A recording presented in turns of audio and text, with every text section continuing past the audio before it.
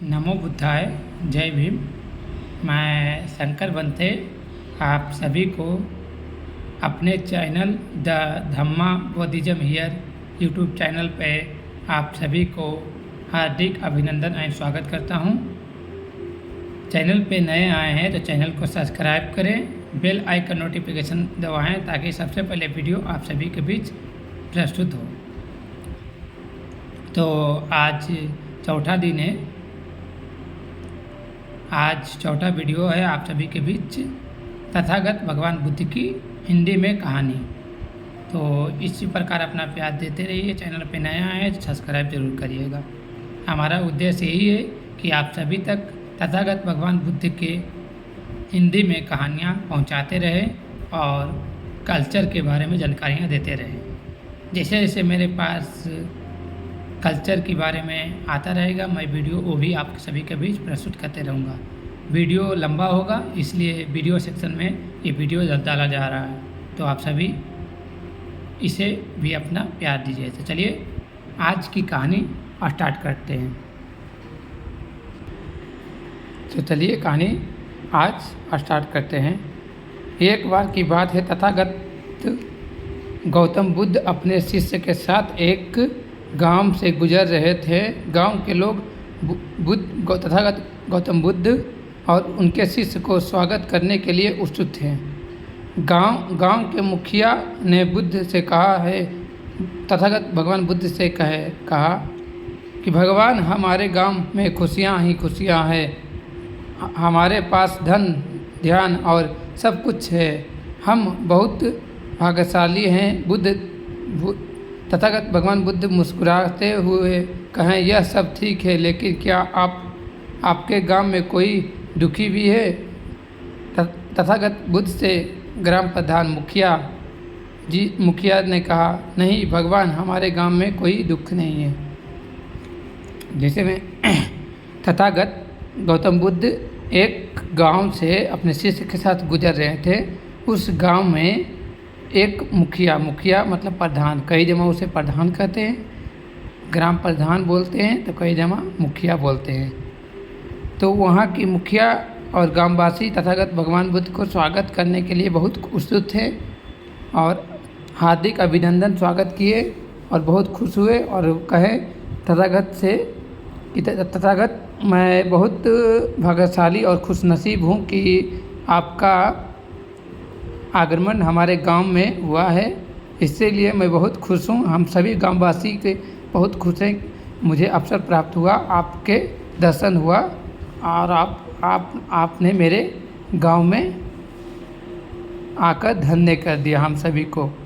तब तथागत भगवान बुद्ध उस मुखिया या वो प्रधान से पूछते हैं कि क्या आपके गांव में कोई दुखी व्यक्ति या दुखी मनुष्य हैं? तब वो ग्राम प्रधान मुखिया बोलते हैं हंसते हुए, तथागत ऐसा तो कुछ नहीं है। तब तथागत भगवान बुद्ध ने फिर से कहा, क्या आपके गांव में कोई ऐसे व्यक्ति है जो बीमार है या जिसके पास खाने का कुछ नहीं है? तथागत भगवान बुद्ध द्वारा उस मुखिया से पूछे या प्रधान से पूछे कि क्या आपके गांव में कोई भी ऐसा व्यक्ति नहीं जो बीमार है या उसके खाने के पास कुछ भी नहीं है? उसके जवाब में मुखिया, जो जिसे प्रधान कहते हैं, मुखिया ने फिर कहा, नहीं भगवान, हमारे गांव में सब स्वस्थ और खुश है। नहीं प्रभु, तथागत भगवान बुद्ध के से बोला, नहीं प्रभु, हमारे गांव में सब स्वच्छ है, सब स्वस्थ है और सब खुश है। तथागत भगवान बुद्ध फिर से कहे, क्या आपके गांव में कोई ऐसे व्यक्ति नहीं जो बुद्धा हो गए हों और जिनके पास रहने के लिए घर नहीं हो? तथागत भगवान बुद्ध फिर से उस प्रधान या मुखिया से बोले कि क्या आपके गांव में कोई ऐसा व्यक्ति नहीं है जो बुद्धा मतलब वृद्ध हो गए हैं, जिनके पास रहने का घर नहीं है? तब प्रधान मुखिया बोलते हैं, नहीं तथागत, नहीं भगवान, हमारे गांव में सब सुख और सुरक्षित है। नहीं तथागत, हमारे गांव में कोई ऐसा वृद्ध व्यक्ति नहीं है जिनके पास घर नहीं है। यहाँ सब सुख और सुरक्षित है। यह सुनकर तथागत भगवान बुद्ध जी ने कहा, तो फिर तुम लोग इतना खुश क्यों हो? तब आप सभी इतना खुश क्यों हो?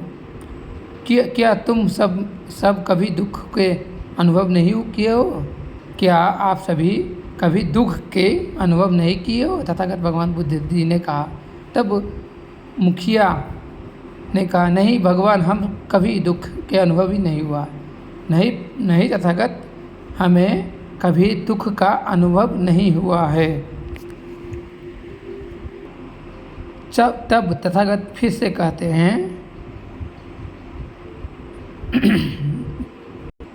तब तथागत भगवान बुद्ध कहते हैं कि अगर तुम कभी दुख की अनुभव नहीं किए हो तो तुम यह कैसे जानोगे कि तुम खुश क्यों होते हो? जब आप सभी दुख का अनुभव नहीं किए हैं तो आप कैसे जानोगे कि आप खुश कैसे रह सकते हो? जब आपके पास अनुभव ही नहीं है कि मैं कभी अनुभव का दुख ही नहीं कर पाया हूँ, तो आप लोग खुशी का अनुभव कैसे कर पाएंगे?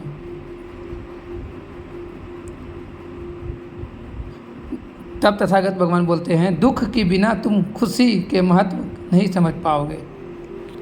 तथागत भगवान बुद्ध और ग्रामवासियों को और मुखिया को कहते हैं कि कभी आपने दुख की अनुभव नहीं किया है तो सुख की अनुभव कैसे कर सकते हैं? जब तक आप दुख की अनुभव नहीं करोगे तो खुशी भी नहीं रह सकते हो, यह असंभव है। तथागत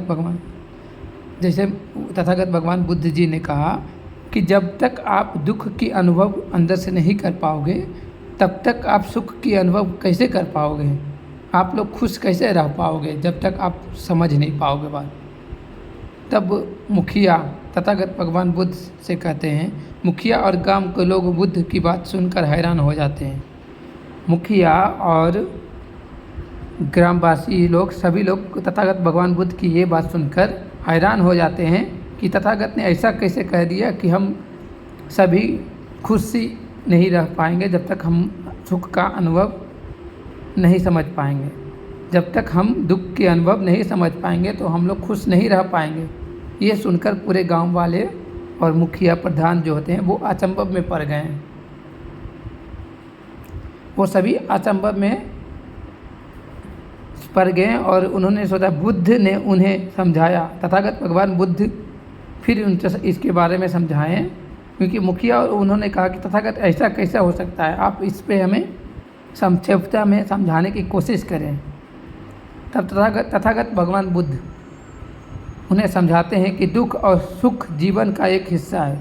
दुख और सुख हम सभी का जीवन का एक हिस्सा है।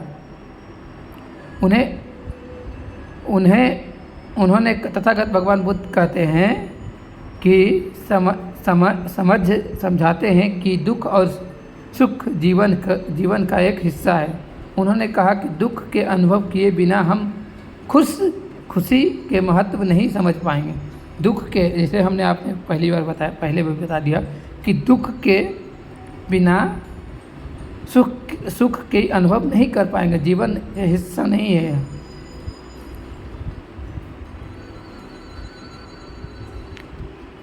तथागत भगवान बुद्ध कहते हैं कि सुख के बिना दुख के महत्व को नहीं समझ सकते हैं। बिना दुख के महत्व को नहीं समझ सकते। उन्होंने यह भी समझाया कि हमारे शरीर धैर्य और सहनशीलता रखना चाहिए। हमें कोई भी कार्य करने से, कोई भी समस्या को समाधान को धैर्य रखना चाहिए, सहनशीलता रखना चाहिए। इस कहानी से हमें यही सीख मिलता है कि जीवन में सुख और दुख दोनों आता जाता रहता है और हम हर परिस्थिति पे धैर्य और सहनशीलता रखना चाहिए। ये कहानी का महत्व यही है कि जब तक हम दुख का अनुभव नहीं करेंगे तो सुख हमारे खुशी के लिए नहीं होता है। जब तक ये चीज़ें दुख की महत्व समझ जाएंगे तब ही हम लोग सुख का अनुभव कर सकते हैं। तो इस कहानी से हमें यही सीखने को मिलता है कि जीवन में सुख और दुख हमेशा आते जाते रहता है। इस पे हमेशा धैर्य रखना चाहिए और सहनशीलता रखना चाहिए कोई भी कभी दुख आता है इस जीवन में तो कभी सुख भी आएगा। आज दुख है तो कल सुख भी आएगा, बस धैर्य और सहनशील रखना चाहिए।